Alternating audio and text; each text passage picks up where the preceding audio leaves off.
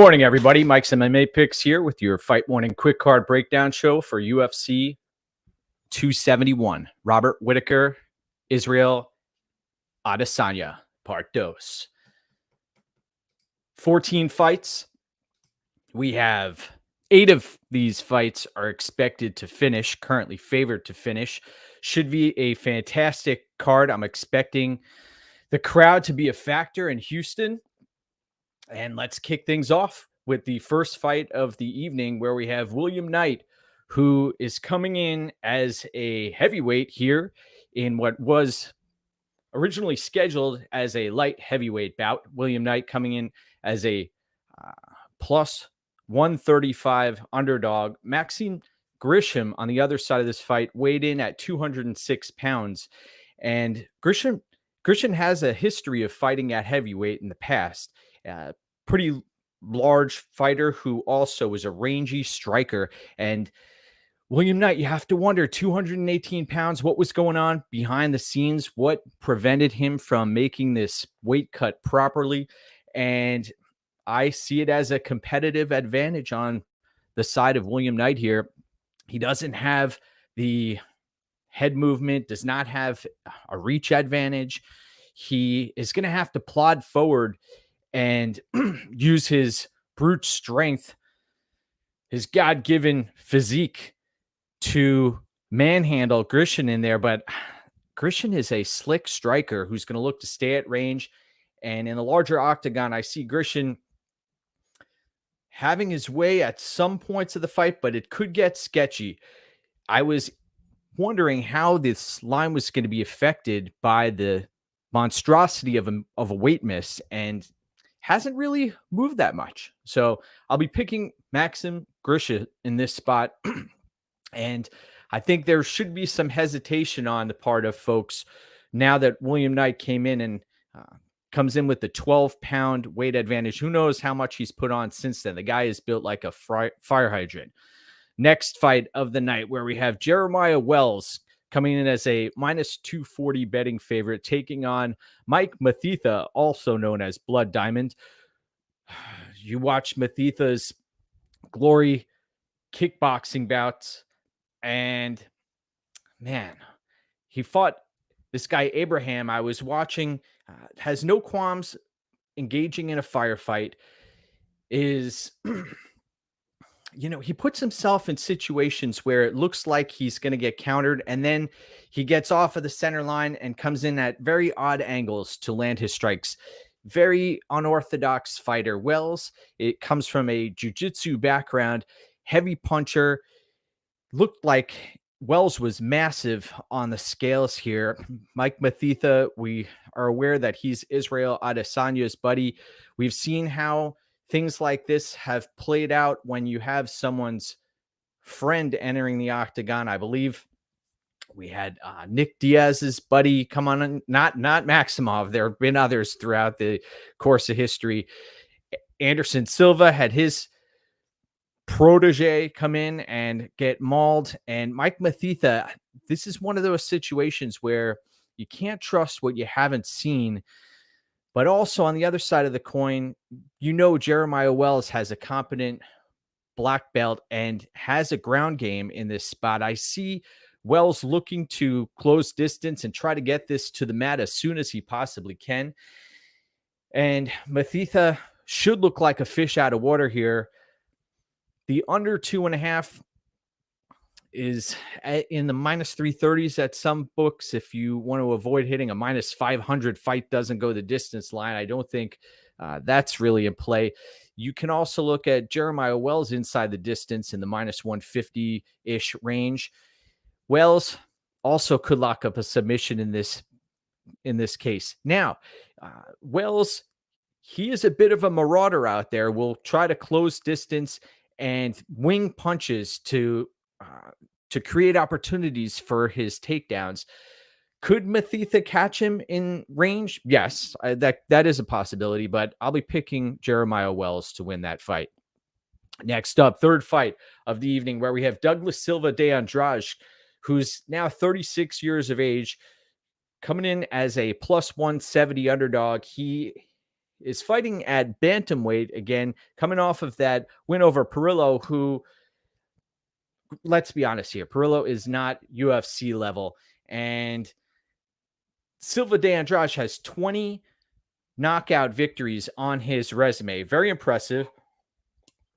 Morozov, the other side of the fight, coming in as a minus 210 betting favorite, a fighter who was thrown to the wolves against Umar Nurmagomedov last time out. Now, you know who has a challenging matchup against Umar Nurmagomedov? Brian Kelleher coming up soon.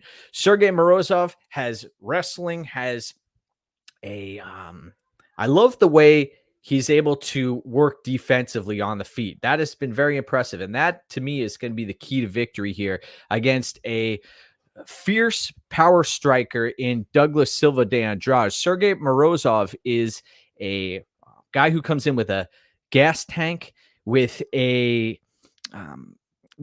striking game that's developing. I'll say that. Against Khalid Taha, I was impressed with his performance. Hang on, folks, 1 second.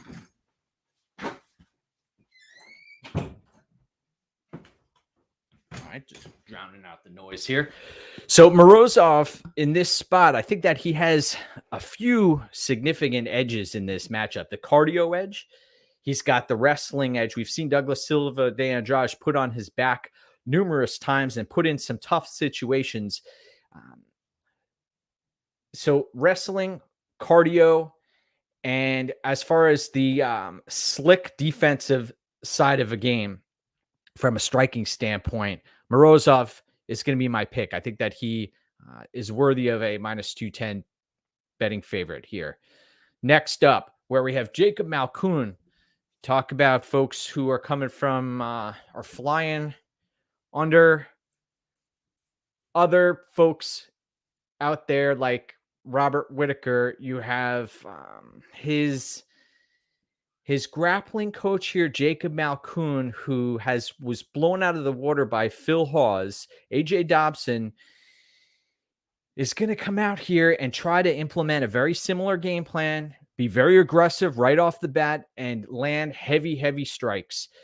Malkoun, if he's able to extend Dobson in this spot, that's where he should have some success. Malkoun has grappling. He has a wrestling game that could pose some problems to Dobson, but as far as the submission threat goes, I haven't seen much. Even in the regional tape here, he seems like a control grappler rather than a submission grappler. Dobson has Mark Coleman, who we know, the Hammer, is in his corner trying to forge Dobson in this spot. I'm going to be staying away from this fight. I do see folks making plays on the under here. Malkoun's durability, we saw the Phil Hawes fight. I don't know if that was a fluke or not. I think we need to see more evidence of Malkoun inside of the octagon. The Al Hassan fight didn't really tell us much because Al Hassan ran out of gas so quickly, and Dobson is going to come in and try to light Malkoun up. So interesting spot. I'll be picking Malkoun here very hesitantly. Next up, where we have Ronnie Lawrence taking on Mana Martinez. Mana Martinez coming in as a significant underdog at plus 235. Mana Martinez has a lot of knockouts on his resume, does not have great takedown defense. He's going to need it here against Ronnie Lawrence, who's going to look to land rinse and repeat takedowns throughout the course of this fight. We know Ronnie Lawrence, the Heat, should put up a phenomenal DraftKings score here as long as he doesn't get his lights shut off.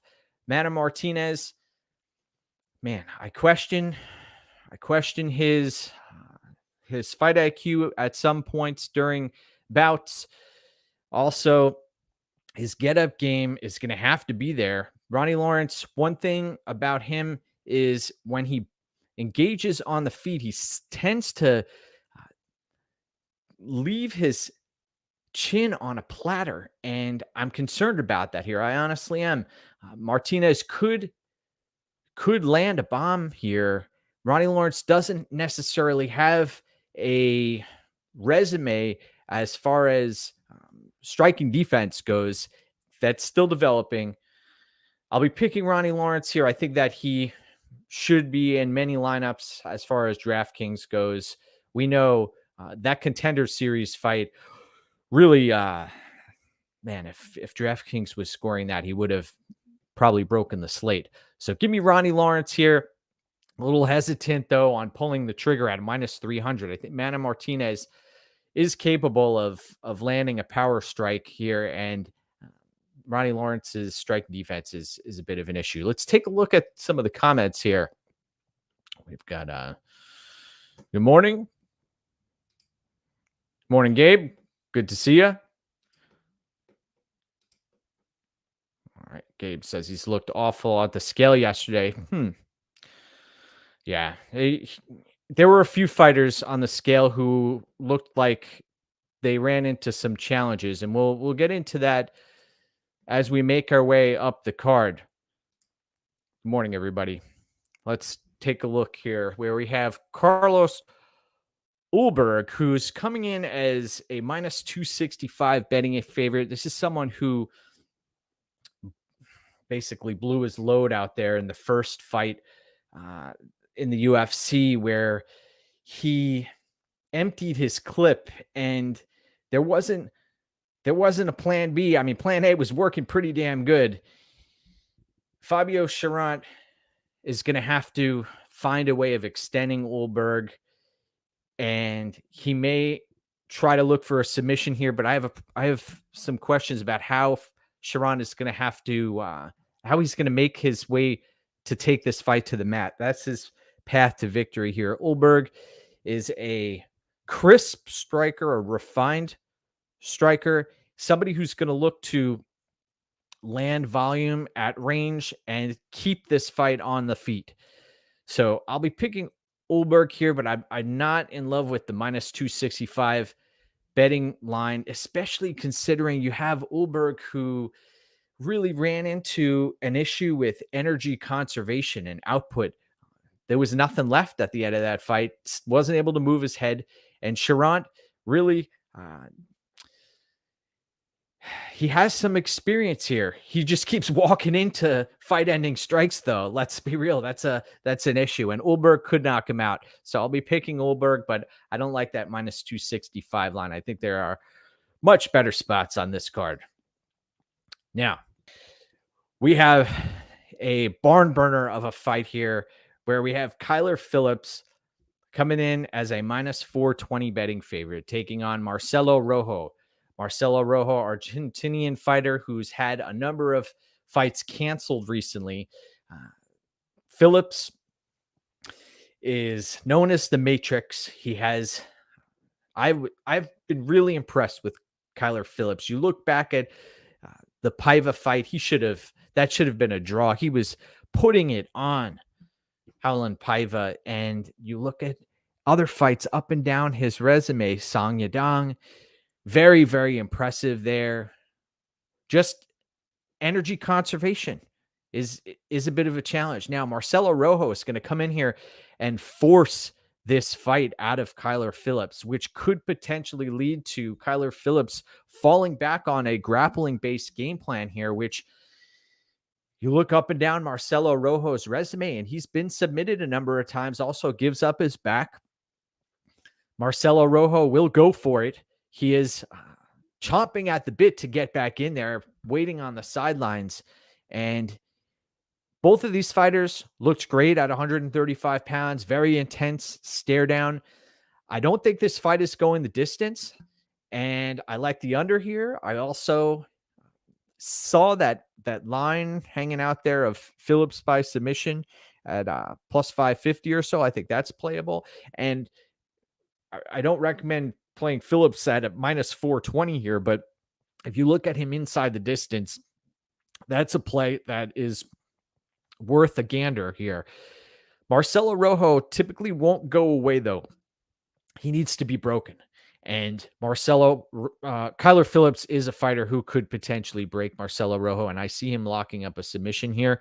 And I know we've seen a lot of fights of his end via knockout, but I think the aggressiveness of Marcelo Rojo is going to be his downfall in this spot. Let's see what we have here.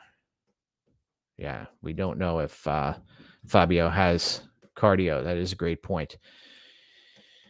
Although he, on the regional scene, he did show us something. Next up, Roxanne Modafferi in her swan song fight as they plus 300 underdog, taking on a young green Casey O'Neill who's still growing into her frame, and her fight IQ is still growing. You watch the Shanna-Dobson fight. That was a major concern of mine.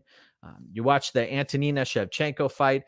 I saw some real bonehead decisions many times in that fight, but I liken Casey O'Neill to a diesel motor. I've mentioned this on another podcast, on the Club and Sub podcast, that once Casey O'Neill gets revved up, that's when she really starts to pour it on. And she'll look at the referee while she's landing ground and pound. Granted, the ground and pound doesn't have much on it, and she will get stoppages. She'll get TKO stoppages.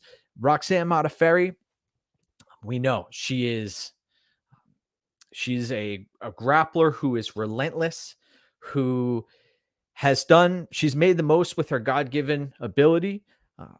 She is reminiscent of a zombie out there who is going to never give up.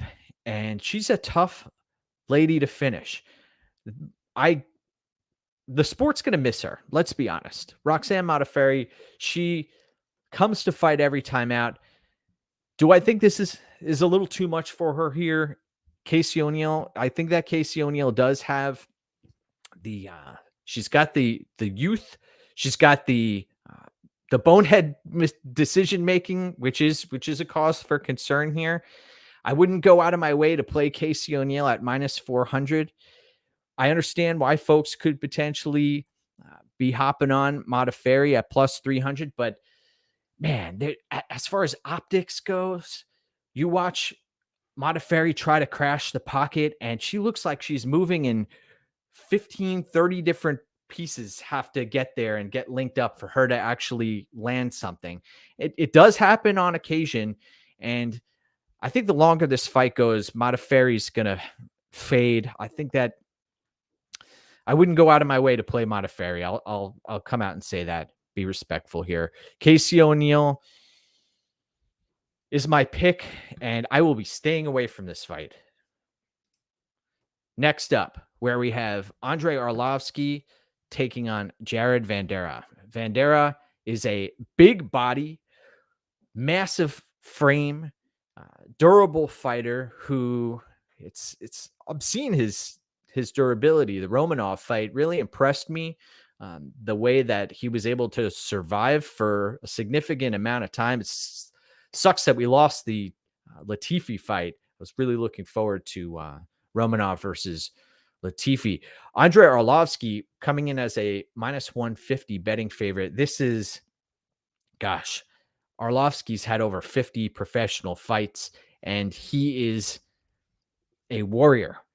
He's someone who got blown out of the water and knocked out his first fight of his career back in 1999, and is still chugging along here and looks in phenomenal shape. ATT has done wonders for him. This is a guy who, when things aren't working, he's changed camps, and he's done it the right way. He's a professional. I'm sure he's done the homework on Vanderaa here. Typically comes out with great game plans. Now, it's just a matter of when is Arlovski going to crack, and when are the wheels going to fall off? I've seen him. I was at the Kharitonov fight where I thought he was dead at seeing him. I was only a few feet from the cage there, and I thought it was all over. Arlovski's risen like a phoenix from the ashes many times. Vanderaa, he's going to have to stay on Vanderaa going to have to close distance and wear on Arlovski here. That's one way he gets this done. Arlovski is going to have to stay on his horse and land leg kicks and pepper Jared Vanderaa at range. I do see this fight going to a decision, though. You never know when the wheels are going to fall off. There's always a possibility. So I'll be picking Andrei Arlovski here. That minus 150 lines, it's tempting, but I'm not going to start backing Arlovski now at the end of his career here. I'll be picking him to win, though. Wow. Next up, you want to talk about a fight that is flying under the radar, a fight where you watch the weigh-ins and you see two guys who there were fire in their eyes yesterday on the scales between Nasrat Haqparast and Bobby Green. I did not expect that. And it seems like Haqparast has something to prove here coming off of that humbling loss to Dan Hooker, where he showed some gaping holes in his game. Now, Bobby Green is on a roll, man. The Venata fight, the Al Iaquinta fight. There have been others. People will say the Fiziev fight, man, to survive against a high-level striker like Fiziev the way he did, I got to hand it to Bobby Green, man. When he's in fights, he will come alive and he feeds off the energy of the crowd.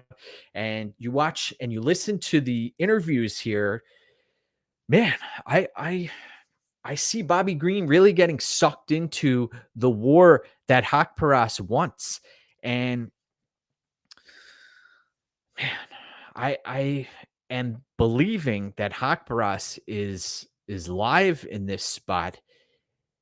I am a believer to some degree in Nasrat Haqparast. I think that when it comes down to it, when you peel off levels of his game, he does have a lot to offer. Bobby Green, though, very slick striker. I think this fight is going to become much more competitive than folks thought earlier in the week. And I'm actually going to go out on a limb here and pick Nasrat Haqparast to score an upset victory. I think Bobby Green is going to get sucked into a spot where he's going to start losing striking exchanges. And the fight IQ of Bobby Green is going to come back to haunt him at some point. And I believe it's going to be during this fight. I'm a huge fan of Bobby Green and everything that he brings to the table, except the in-fight decision-making that occasionally happens. And Haqparast, I think he learned a lot from his last fight, and he's going to show us a little something here. So I'll be picking Haqparast. And it looks like Gabe says everybody's on Bobby. Well, we'll see. I mean, you have to do your independent research, right? I think that's a huge component of it.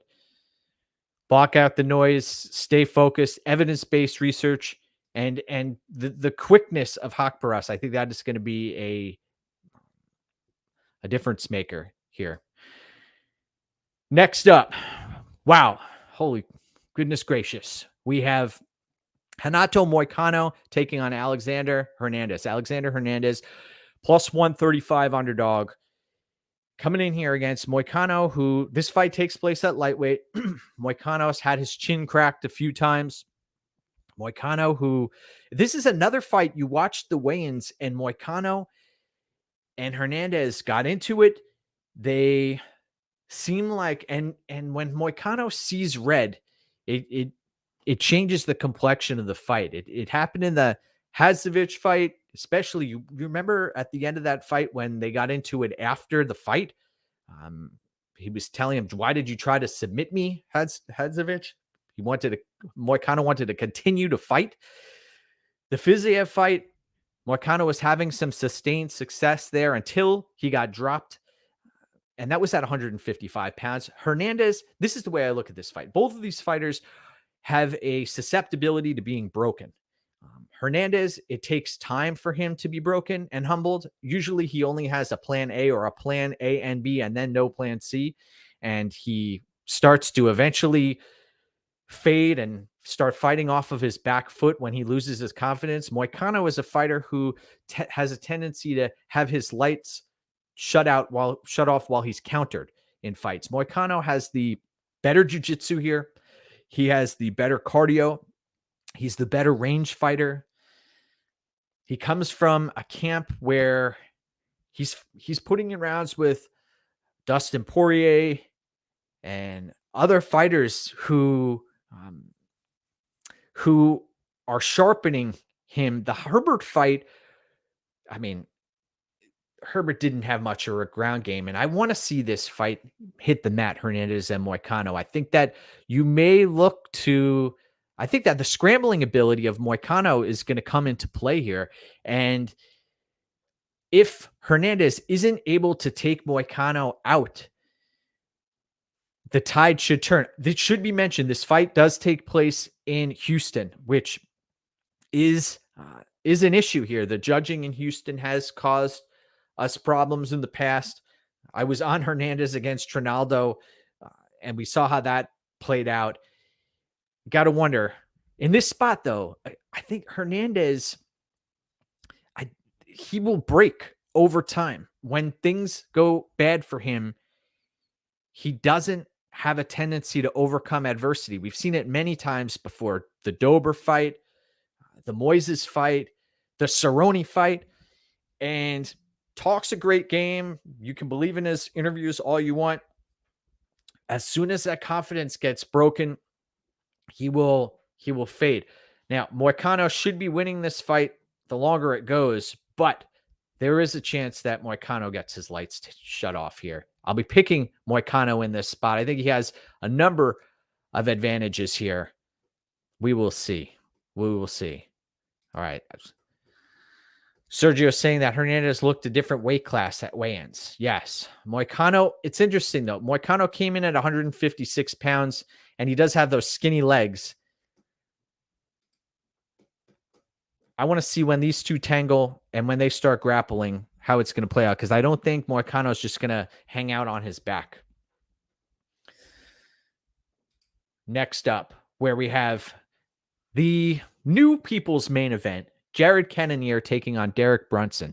It should be mentioned Derek Brunson's coming in with a 5-fight winning streak, and he's been able to land, I believe, 19 takedowns during this 5-fight winning streak. Very impressive. Although his chin has been out there on a silver platter for opponents to take him out. You watch the Shabazian fight, that almost ended early. And Shabazian, we know, has no ground game. And well, sorry, I shouldn't say that. He's working on his ground game, and he's developing. Shabazian almost took Brunson out of there. You watch the Heinisch fight. You watch the Till fight. Now, Brunson has really developed a bit of a, he's fighting to his strengths. I'll say that. The Sanford MMA is getting the best out of Derek Brunson and vice versa there. He's helping his teammates. Jared Cannonier is somebody who, I mean, you listen to his interviews. The guy has an iron will. He will not break. He will come at you until the end of the fight. Everybody, I recommend you pull up the Ion Cutelaba versus Jared Cannonier fight. You want to talk about somebody who is able to overcome adversity? That is a prime example of that. Cutelaba was having his way with Cannonier, and eventually the tide turned. Now, could Brunson come out here and put Cannonier on his back? Yes. Could he do it repeatedly for 3 rounds? Yes. Jared Cannonier is going to have to attempt to land leg kicks, though that may end up getting him taken down. He's going to have to start firing away for volume. The larger octagon, I see that being an advantage here for Cannonier. I think that Jared Cannonier is going to eventually find the chin of Derek Brunson. And I have faded Brunson in the past. I did versus Till. I remember as far as live plays go, you watch that fight back, and Derek Brunson was on the brink a few times of having of getting iced.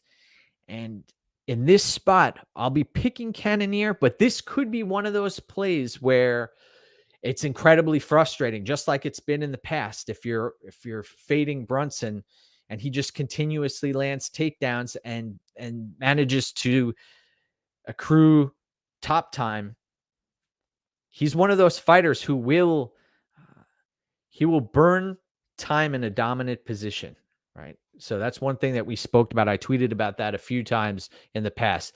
Minus 155-ish, minus 160-ish on Cannonier. I think that's worthy of a look. And also, folks, you can also take a look at Cannonier inside the distance. I believe that's at plus money as well. So that's another play to look at. Brunson could come out here and ruin a lot of folks' nights out there by smothering Cannonier for 3 rounds. But from what I've seen on Cannonier, I think that Cannonier is going to catch him at some point. I think that's just, it's inevitable that it'll happen. Very, very interesting. So let's continue this journey where we head to the co-main event of the evening. We've got Derek Lewis taking on Tai Tuivasa. Tai Tuivasa is someone who, if he fights to his strengths, this is a winnable fight against Derek Lewis. Derek Lewis is a Houston-based fighter who's going to really play to the crowd. Last time out on home turf against Cyril Gane didn't work out well, but in this spot, you have 2 bangers who are going to inevitably get sucked into a brawl, and we're going to see them swang and bang, as Derek Lewis says, until one man falls. And I think there is not a lot of value on Derek Lewis at minus 185. You want to look inside the distance, and also Tuivasa. You watch the stare downs, you listen to the interviews, and you watch the way Tuivasa fights. And he is one of those fighters who's not going to be intimidated one iota against Derek Lewis. There's going to be no fear in Tuivasa. And I can guarantee you there'll be no fear in Derek Lewis until someone gets their lights shut off here. And I really think that Tuivasa is live here at plus 155. You know that Tuivasa is going to give you his best effort, and he has been humiliated on home turf before. In this spot, I think that this fight is really a coin flip when it comes to it. And at plus 155, we are getting a little bit of value here. Be interested to see how the line moves throughout the day as we get closer to fight time. So I'm going to be picking Tuivasa here. I think that he's going to surprise a lot of people, and there will be hairy moments. Everybody remembers when Congo got into that war with Pat Barry, and fighters were on the brink. And I see that happening in this spot where one fighter's going to be on the brink of getting knocked out, and then all of a sudden, boom, lights out. So give me Tai Tuivasa in this spot. Are you ready for the main event of the evening? Because I know I am. Let's get to it. Where we have Israel Adesanya taking on Robert Whittaker, part 2. Robert Whittaker, plus 225 underdog, can be had at plus 240 at some books. Israel Adesanya, we saw what happened last time out. Bright lights, big city. He's one of those fighters who can perform on the grandest stage. Someone who will not get blinded out there by all the pre-fight hype. He knows what he has to do, and he does it. Robert Whittaker is one of the elite fighters in the division. I've tweeted this out, that Whittaker and Adesanya, as far as I'm concerned, are 1A and 1B in the division here. Adesanya is going to look to keep this fight at range and try to get off on odd angles and keep that takedown defense intact. I was at Adesanya against Derek Brunson. It was amazing to me how Adesanya's takedown defense held up in that spot. In this spot, both of these fighters have had significant time to study one another. Robert Whittaker has had multiple fights where he's been able to show us how great he is. And Adesanya, I've seen some, although I've backed him in the past against Vettori and others, he does have a tendency to get taken down. Vettori, there were aspects of his game, like the submission game, if he was able to crank something, then we would have something to be worried about here in this specific spot. Whittaker, I have a hunch behind the scenes that Whittaker is planning a grappling heavy game plan. He's got to know that that is his path to victory. He's seen it in other fights.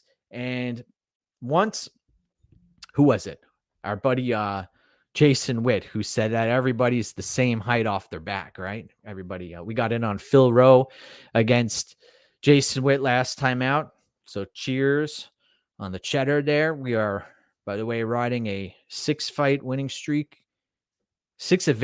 streak headed into this matchup. But in this spot, I think that the odds are wide here.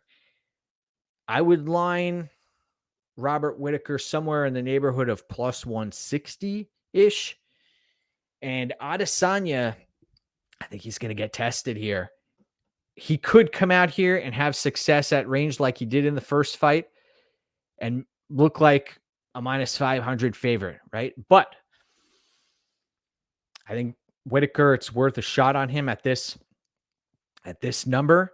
We know what he's capable of. I wonder how many years the Yoel Romero fights have taken off of him. And you look back at Adesanya versus Romero. Romero was sitting back and didn't do much and could have won that fight. In my eyes, he did win that fight, Romero. But Adesanya has the belt. Everybody's forgetting about the fight versus Jan here. Wasn't too long ago. Granted, that was up a weight class, and they're two different sized fighters. But I think that Whittaker is worth the play at this number, and I think that he's got a legitimate shot here. And I'll be leaning Robert Whittaker in this spot here. I think that he's going to come out and surprise a lot of people. But the problem is you've got Adesanya, who is operating on all cylinders here. So great fight. Want to thank everybody for tuning in today. Let's just take a look at the comments before we hit the road. Here we go. All right. We have Evan, who's saying that Reaper's going to get that strap back. Hey, he's going to go for it, man. I think both guys learned a lot from their first fight together. And I understand what Whittaker was trying to do. He was trying to come out and be unpredictable and catch Adesanya before he could gather intelligence, because some fighters like Mayweather and others, they try to gather intelligence during the first round of their fight and then turn it on. I've seen it so many times in the past. Jan does that the same way. Peter Jan does that the same way. All right, let's see what Marcus says. Marcus says, I don't like Lewis this fight after just fighting in December. Okay. Yep. Let's see. All right. Rob doesn't need to grapple with him. Dude was more than competitive on the feet. Yep. Okay. Let's see. Wow. Plus 500 by decision. Interesting. All right. So thank you, everybody, for tuning in today. Want to wish everybody the best. You can check out my plays at MMAOddsbreaker Premium. Been putting out a lot of content the past few weeks and also the past few years. We are third-party tracked. My tracked records found at betmma.tips. And make sure you're following and tailing. If you're going to tail somebody, make sure it's a long-term tracked winner. There are a lot of folks out there who put out content and are not even tracked winners. It's a little disturbing to see that happen here. So make sure that you're following somebody who's in the green. Want to wish everybody a phenomenal fight day. Remember, one fight at a time. There are 15 fights on this card, so pick your spots and go get what's yours. Let's do it.